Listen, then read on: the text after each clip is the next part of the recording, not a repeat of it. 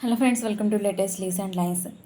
తేజోనిధి chocolate pastel sketch వేస్తున్న తేజోనిధి అని రాస్తూ, ఎల్లోతో సర్కిల్ గీస్తూ, ఆరెంజ్తో నేమ్ బ్యాక్గ్రౌండ్ వేస్తూ, బ్రౌన్ షేడ్స్ యూజ్ చేస్తూ, చాక్లెట్ను కొన్ని బైట్స్ లాగా ఆరెంజ్ పక్కగా వేస్తూ, పెన్సిల్తో షేడింగ్ ఇస్తూ, బ్లాక్తో హైలైట్ చేస్తూ స్కెచ్ వేస్తున్న.